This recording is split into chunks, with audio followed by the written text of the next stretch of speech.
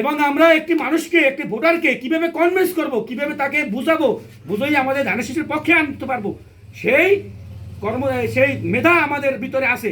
এজন্য আমাদের দেশনায়ক তারেক রহমান আমাদেরকে বেশি গুরুত্ব দিয়েছেন, বেশি দায়িত্ব দিয়েছেন। সেজন্য আমাদের কি দায়িত্বশীলতার সাথে কাজ করতে হবে না? কাজ করতে হবে। আগামী দিনে যে কোনো মানে পরিশ্রমের মাধ্যমে, যে কোনো কর্মদক্ষতার মাধ্যমে, যত কর্মদক্ষতা করা যায় সমস্ত কৌশল অবলম্বন করে আমাদেরকে ধানের শীষের প্রার্থীকে বিজয় লাভ করাতে হবে। তো প্রিয় সহযোদ্ধাবৃন্দ, আপনারা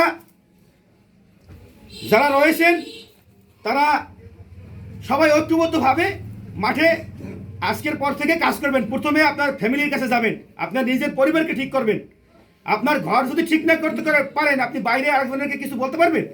আপনার ঘর ঠিক করবেন, তারপরে আপনার আত্মীয়স্বজন রয়েছে, তারপরে আপনার পাড়া মহল্লা প্রতিবেশী, সব জায়গায় এরকমভাবে আপনারা বুঝাবেন। যখন একটা মানুষের কাছে আপনি ভোট চাইতে যাবেন, তখন সে যদি বলে যে ভাই তোমারে ভোট দিলে আমি কি লাভবান হব, তোমার দল ক্ষমতা গেলে এই দেশের আমার কি উপকারটা হবে, তো আপনাদেরকে সেই বিষয়ে জানতে হবে। যেমন 8টি পয়েন্ট দফা রয়েছে বিএনপি, আপনি যদি রাষ্ট্র ক্ষমতা যায় সেই 8টি বিভিন্ন সুবিধা দেবে। তার ভিতরে মানে সর্বমোষ্টিমে 8টি প্রধান রাখা হয়েছে।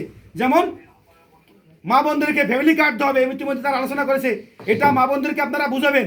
তারপর কৃষকদের, আমাদের কৃষি প্রধান অঞ্চল, সবাই কৃষক, ম্যাক্সিমাম গ্রাম অঞ্চলে কৃষকদের কৃষক কার্ড দেওয়া হবে।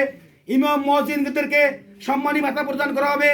তারপর স্বাস্থ্যসেবার উন্নতি করা হবে, ক্রিয়া সংস্থার কর্মসংস্থান করা হবে, তারপর বেকার ভাতা দেওয়া হবে। এরকম অনেক কিছু আছে, আপনারা ইতিমধ্যে আমাদের নেতৃবৃন্দ পূর্ববক্তারা আলোচনা করেছেন। তো সেগুলো আপনারা মা বোনদেরকে মানুষের মাঝখানে বুঝাবেন, বুঝাইয়া আপনারা ধানের শীষের পক্ষে কাজ করবেন। এবং কাজটা করবেন অত্যন্ত দায়িত্বশীলতার সাথে, ইমানদারের সাথে। এখানে কোনো অবহেলা করা যাবে না, এই কাজটা ভাই আপনার করতেই হবে। কারণ আমরা যেই নেতা পেয়েছি এই কলাপাড়ায়, সারা বাংলাদেশের তিনি সম্পদ। সেই সম্পদ হচ্ছে আমাদের এই আসনে, পটুয়াখালী 4 আসনে জনাব আলহাজ এবিএম মোশাররফ হোসেন। সেই সম্পদকে আমাদেরকে রক্ষা করতে হবে না? সেই সম্পদকে আমাদের রক্ষা করতে হবে। সেই সম্পদ যদি আমরা ওই মহান সংসদে পাঠাতে পারি, তাহলে এই দেশের অনেক উন্নয়ন হবে। কে আওয়ামী লীগ করেছে, কে বিএনপি করে, কে জাতীয়বাদী করে, কে জামাত করে, চরমরাই করে, এটা এখন আমার জানার দরকার নাই, আমার দেখার বিষয় না। আমার দেখার বিষয় হচ্ছে যে এই দেশের উন্নয়নের জন্য, আমার আপনার উন্নয়নের জন্য, এই অঞ্চলের উন্নয়নের জন্য সেই মহান নেতাকে আমার ভোট দিয়ে সংসদে পাঠাতে হবে। তিনি এমপি হলে তিনি এই দেশের অনেক উন্নয়ন করবে। ইতিমধ্যেই আপনারা জানেন তিনি 3 বছর সভাপতি ছিল, শুধু কলাপাড়া ব্যাপক উন্নয়ন করেছে। এবং এই 5 তারিখের পরেও সে 450 কোটি টাকার কাজ এই কলাপাড়ার জন্য এনে দিয়েছেন। তিনি মন্ত্রীও না, এমপিও না, তার অনেক বন্ধু বান্ধব, অনেক সহযোদ্ধা, তারা বিভিন্ন সচিবালয়ে, বিভিন্ন সরকারি বড় বড় অফিসার, তিনি একটি ফোন করে দিলে সমস্ত কাজ ইনশাল্লাহ হয়ে যাবে।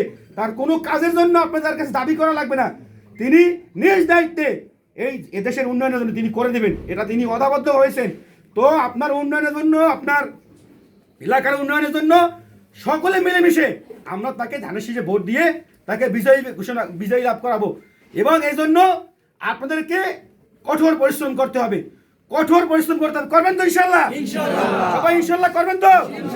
এই জায়গায় কোনো অবহেলা ভাই করবেন না ইনশাল্লাহ, তো নাকি কোনো অবহেলা করা যাবে না। তো আমি আর বেশি কথা বলবো না।